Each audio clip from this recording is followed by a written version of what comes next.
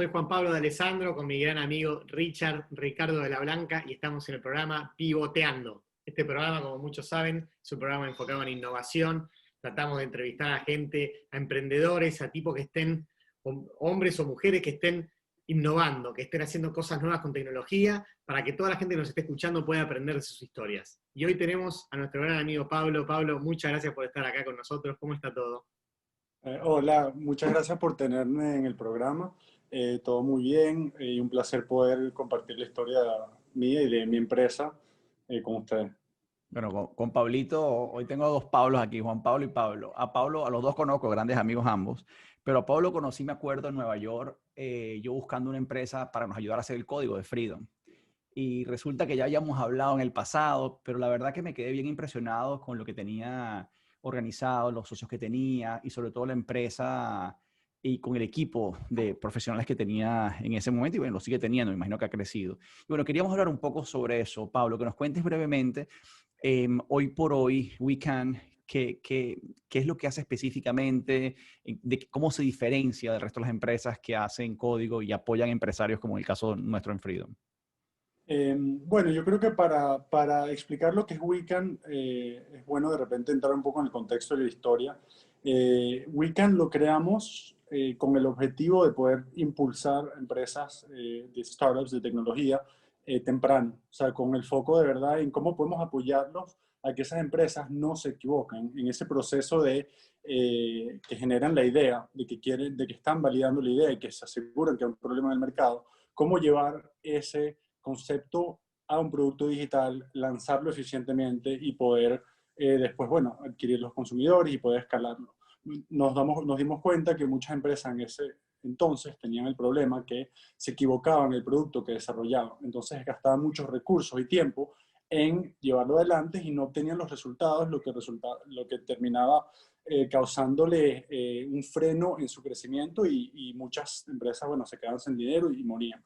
Entonces dijimos, ¿por qué no creamos una plataforma que permita justamente a las empresas acceder al talento a costo? Básicamente, ¿cómo puedo acceder a un talento que está calificado, que tiene los conocimientos técnicos adecuados para el proyecto y no tener un conflicto de interés en el cual él está, bueno, ganando nada más por el servicio, sino que está de verdad involucrado en el crecimiento de la empresa? Entonces hicimos eso con el objetivo de tomar participaciones en esas empresas y ayudarlas a crecer. Entonces, así nace Wiccan y de ahí, bueno, nos asociamos con muchas empresas eh, y de ahí expandimos de la parte de tecnología simplemente a la parte de growth marketing, que es como que el otro aspecto de crecimiento que necesitan las empresas temprano en su vida. Pablo, mira, te hago una pregunta, porque yo conozco muy bien lo que hacen ustedes y sé que de Wiccan son grandes innovadores, todos en el equipo. ¿Cuáles son los obstáculos más grandes que han tenido ustedes para innovar? ¿O cuáles son los obstáculos que crees que las empresas o los ejecutivos o los emprendedores tienen en el momento de innovar? Bueno, yo creo que el problema más grande en términos de innovación, sobre todo en las empresas ya establecidas, es el hecho de que cuando uno está acostumbrado a hacer un trabajo de una manera, eh, bueno, está acostumbrado a hacer el trabajo de una manera específica, es difícil para una persona cambiarle esa mentalidad. Ese es el problema que hoy en día se ve y que es la razón por la cual la tecnología no ha progresado al ritmo que uno creería aún, que es difícil cambiarle la mentalidad a la gente. Entonces, yo diría que a nivel de las empresas, mientras más pequeñas y más jóvenes, más usan tecnologías nuevas y más innovan. Entonces, cuando se habla de transformación digital y de innovación en general, yo diría que se hace a nivel de empresas grandes que están muy en retraso todavía, que están progresivamente cambiando a su mundo digital mucho más nuevo, que es el mundo de las empresas jóvenes, las startups. Y esas empresas grandes corporaciones, como parte de su programa de innovación, ellos trabajan con empresas jóvenes, las compran, les invierten. O sea, la innovación, yo diría que el challenge más grande es la gente y el poder implementar los procesos porque a nivel tecnológico, bueno, siempre todos los días están cosas nuevas saliendo. A nivel de pivotear, mientras que tú hablabas, Pablo, me acordé de que tú estudiaste en realidad finanzas en NYU y que al final hiciste un pivot per se, tú como persona entrando a un tema como empresario y sobre todo en el tema digital. Bueno, en realidad no hiciste un pivot porque tú siempre fuiste empresario, o sea, el tema de negocios al final del día o finanzas está ahí dentro de ti, ¿no? Pero cuéntanos dentro de WeCan, ¿tú sientes que de alguna manera u otra ya ha habido algún tipo de adaptación, de cambio, de ajuste en función de las realidades del mercado? Todos los días, básicamente. O sea, yo creo que es importante el concepto de pivoteo, el concepto de product market fit como tal. O sea, es clave en todo el tema de venta y de crecimiento. O sea, uno tiene que poder estar siempre adaptando lo que va ofreciendo de manera a asegurarse que estás llegándole a un nicho, llegándole a un mercado que está dispuesto a consumir tu producto. Nosotros empezamos de repente trabajando con empresas que eran muy temprano, estaban demasiado jóvenes y nos dimos cuenta que a veces lo que necesitaban no era exactamente lo que estamos ofreciendo. Entonces de repente nos movimos a empresas que estaban un poquito más adelantadas y vimos que había mucho más valor ahí. Entonces lo que yo pienso es que es clave tener la flexibilidad y estar dispuesto a hacer los cambios necesarios para probar cosas nuevas que pueden dar mejores resultados. Pablo, sabés que recién estabas hablando de todo lo que es Product Market Fit. Y es un tema súper interesante porque yo, del mundo en el que vengo, en el espacio en el que estoy, estamos constantemente analizando, viendo empresas que están eso, buscando su Product Market Fit, ¿verdad? Pero, ¿cuál es el punto, o hay, por ahí esta pregunta no tiene respuesta, ¿cuál es el punto en el cual uno puede decir, ok, lo conseguí, entramos en el Product Market Fit? ¿Hay algún punto, alguna señalización que te dice, llegamos a ese objetivo? Sí, bueno, hay diferentes escuelas y diferentes opiniones con respecto al concepto de Product Market Fit. Eh, Muchas empresas tienen Problem Market Fit, es decir, ofrecen un servicio que resuelve un problema de verdad y logran venderlo, pero que no quiere necesariamente decir que tienen el Product Market Fit. El Product Market Fit es cuando un usuario está a un punto de satisfacción con tu producto que de por sí mismo el producto se vende solo. O sea, que el usuario te trae más usuarios.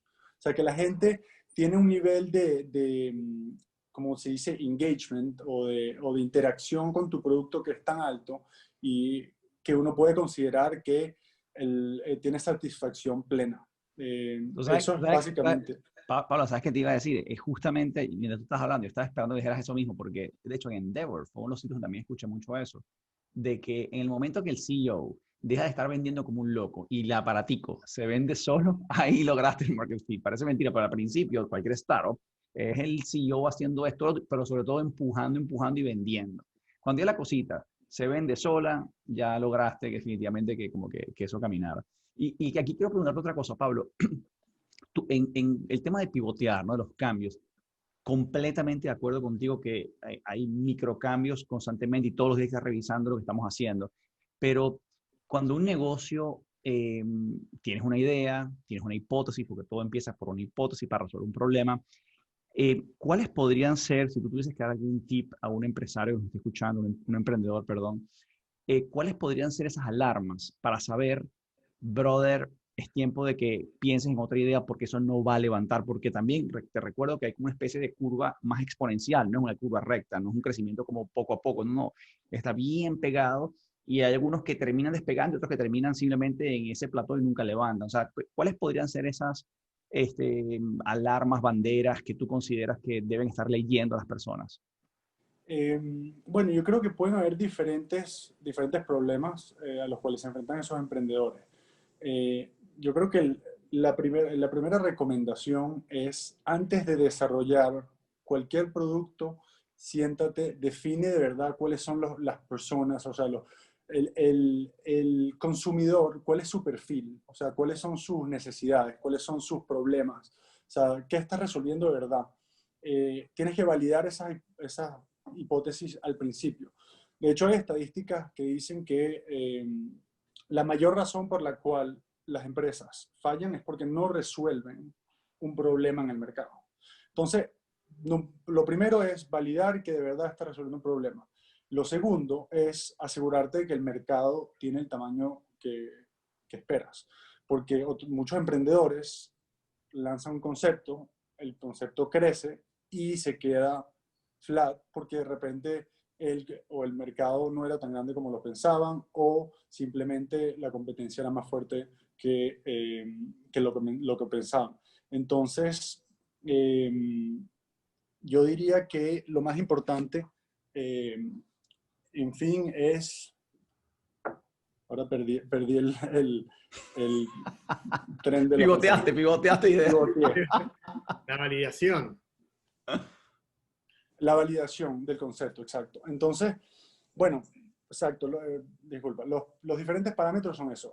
Validar, por un lado, que hay necesidad en el mercado. Cuando uno ya tiene esa validación, entonces tiene un proceso para poder tomar esa hipótesis y llevarla a un producto. Entonces, del problema a la solución. Cuando desarrollas tu solución, tienes que desarrollarla cara al consumidor, tienes que desarrollarla con los problemas del consumidor en mente, ¿ok? Y ir desarrollando poco a poco. Pero Pablo, pero ahí, poco a poco. pero ahí te voy a tirar yo una bala. Fíjate esto, que es bien complicado. Dicen muchos que cuando tú te metes en un tema realmente de innovación, de verdad, innovación, muchas veces tú le haces la pregunta al consumidor, te respondo tú un disparate. Por ejemplo, si Steve Jobs hubiese dicho, mira, voy a hacer un iPod, que es un bicho cuadradito, que la pregunta, la necesidad era, ¿cómo hago un porta CDs más grande? O cómo, ¿entiendes? O sea, o cómo lo hago más, pero nunca hubiesen pensado, o sea, hay veces, y ahí está lo complicado, y creo que los grandes, por ejemplo, tú le preguntas, mira, a Facebook, no, bueno, es que voy a hacer una plataforma para que todo el mundo ponga su cara y se conecten, no, yo no quiero poner mi cara, o sea, ahí también, te digo porque lo que tú dices es absolutamente cierto, pero por otro lado, muchas veces uno se enfrenta y dice, la ve clara, como que esto sé que es una necesidad, sé que sería mejor para el consumidor, pero yo no estoy tan seguro. Si tú le preguntas a ese consumidor en ese instante, te va a responder positivamente, o más bien tienes que hacer por lo menos un MVP chiquitico, ponérselo en sus manos para ver cómo, o sea, cómo saber eso, o sea, qué sugerencia das en un caso como este. Sí, porque justamente una de las cosas que te dicen en toda la parte de diseño, de design thinking, es que no puedes tratar de validar la solución, tienes que tratar de validar el problema. O sea, tú tienes que validar las hipótesis por el problema y no explicarle a una persona, mira, si te doy esto, ¿te gustaría? ¿Haría tu vida mejor? No, tú tienes que de verdad asegurarte de que estás validando el problema y nada más cuando tienes todo validado, empiezas a pensar en la solución, pero Okay. nunca le das solución como parte del ejercicio. Perfecto. Es bien interesante eso que menciona Pablo, Ricardo, porque hay una vieja escuela, bueno, o si evaluamos las empresas que se fueron creando hace 10, 15, 20 años atrás, todos los empresarios en realidad primero armaban un producto y luego salían y lo vendían, a ver si pegaban al mercado. ¿Okay? Hoy por hoy pasa lo que dice Pablo. Primero se valida el problema, no la solución, el problema en el mercado, se entiende cuál es el problema real, hablando con los clientes, como dicen todas estas prácticas de design thinking o IDO o lo que sea. Y una vez que se entiende el problema, ahí es que se empieza a definir la solución alrededor del problema. Ahora, y una pregunta para vos, Pablo, que tampoco sé si hay respuesta, ¿eh? ¿Cómo se valida realmente el problema? ¿Cómo se llega a un entendimiento claro de que hay un problema en el mercado y exactamente cuál es el problema en el cual basar una solución en un futuro? Bueno, hay herramientas. Hoy en día hay herramientas, por ejemplo, todo el tema de los focus groups, todo el tema de plataformas de gente, básicamente, que presta su tiempo para agencias, para diferentes empresas que necesitan hacer surveys, hacer encuestas. Bueno, bien sea encuestas a través de herramientas como SurveyMonkey o directamente hacer focus group cerrado. Pero lo importante es poder tener los problemas bien definidos, ¿ok? Y crear ese círculo de personas con los que vas a ir trabajando, esos problemas los vas a ir validando mientras que vas... Sí, mira, que vas evolucionando. Y va aquí viene, evolucionando. Tengo una última pregunta, Pablo, de mi parte, desde el punto de vista del dinero, porque has hablado mucho, muy válido, desde el punto de vista de cómo ayudar a un empresario desde tu compañía, pues eso es lo que tú haces. Tú, al final del día, estás powering compañías a que logren sacar sus productos. Pero desde el punto de vista de tú como empresa, cuando te enfrentas a la decisión de levantar dinero o de hacerlo con tu dinero, ¿cuál podría ser tu recomendación? ¿Tú recomiendas a la gente que levante dinero pronto o que más bien se quemen la vida primero y cuando ya no les quede un centavo es que levanten la cabeza para buscar dinero? ¿Qué crees tú? Yo creo que, o sea, al principio siempre es difícil encontrar dinero, entonces muchos de los emprendedores tienen que poner el dinero ellos mismos al principio. Eh, es importante tratar de ser lo más eficiente, gastar lo menos posible y validar lo más posible al costo más bajo. ¿Por qué? Porque independientemente de qué tan temprano en la empresa estás, la próxima ronda de financiamiento va a estar directamente relacionado a que también manejaste tu dinero. Entonces, yo diría que el foco debería estar en eh, lograr lo más posible al costo más bajo. De hecho, hasta en áreas como el mercadeo, por ejemplo, si puedes ir a buscar los clientes tú mismo y tocar puertas, es mejor hacer eso a montar una estrategia que te cueste. Entonces yo diría que el dinero, al principio, siempre tratar de crear mayor valor posible sin pedir capital externo. Cuando ya tienes algo construido, cuando ya tienes valor agregado, entonces buscar una persona que vea el concepto, que entienda el concepto y que pueda invertir como un ángel y te dé el capital inicial para poder expandir de ese minimum viable product a de repente un mercado más amplio. Eh, hacer bien su trabajo, no gastar mucho, mostrar crecimiento y estructura y luego ya con más escala pasar a todo el tema de financiamiento externo con fondos. No, clarísimo, clarísimo, Pablo. Yo para cerrar quería hacerte una última pregunta. Con todo, bueno, ustedes con Wican que están tan metidos en todo lo que es el mundo de desarrollo de tecnología, ¿cuál es la tecnología o la transformación digital que crees que va realmente a generar un cambio en el mundo de los negocios de acá a los próximos años? Eh, bueno, o sea, hay muchas tecnologías que van a estar haciendo, o sea, transformando completamente la manera como interactuamos. Toda la parte de Internet of Things es algo que está revolucionando completamente todo el tema industrial por el tema del manejo de data. O sea, hoy en día podemos básicamente traquear cómo está operando una fábrica en el medio de la nada a través de un iPad, simplemente porque la tecnología, la infraestructura ha permitido que podemos levantar esa información y tenerla y tener acceso a ella. Eh, la parte que está haciendo el mayor disruption a nivel de consumidor, digamos, es toda la parte de la inteligencia artificial.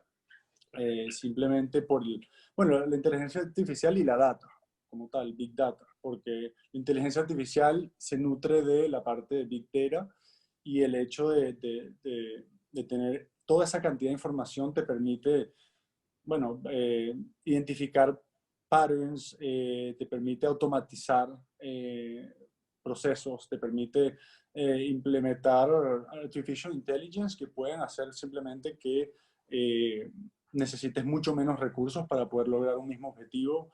Y bueno, y después está todo el tema de machine learning y puedes entrar en temas más técnicos, más complicados dentro del mundo del AI, pero el tema de inteligencia artificial es lo que de verdad está haciendo el mayor cambio en el mundo actual. Estoy totalmente de acuerdo. Creo que es un punto súper relevante para que todo el mundo vaya a leer un poquitito ahora online todo lo que es Machine Learning, Big Data, inteligencia artificial, porque definitivamente eso va a generar un impacto en el mundo. Y impactos positivos y negativos, porque honestamente me acuerdo en una reunión que hubo creo que fue Helsinki, no, sí, del European People Party, estaban hablando y uno de los puntos principales decían cómo enfrentar los niveles de desempleo, específicamente en Europa, a raíz de toda esta innovación, porque Esto suena muy lindo por un lado, pero por el otro lado significa un montón de gente para la calle. Y con eso terminamos, una belleza noticia. Así que nada, te mando un abrazo, Pablito. Yo vi Un abrazo grande. y a ver si hacemos una sobre esto, Juan Pablo, del tema de cómo afecta, cómo va a afectar, honestamente, no solamente la economía, sino los gobiernos, porque eso es la consecuencia de, después cuando hay problemas económicos cambian los gobiernos. Así que nada, les mando un abrazo. Gracias. Un abrazo, gracias. Gracias, Pablo.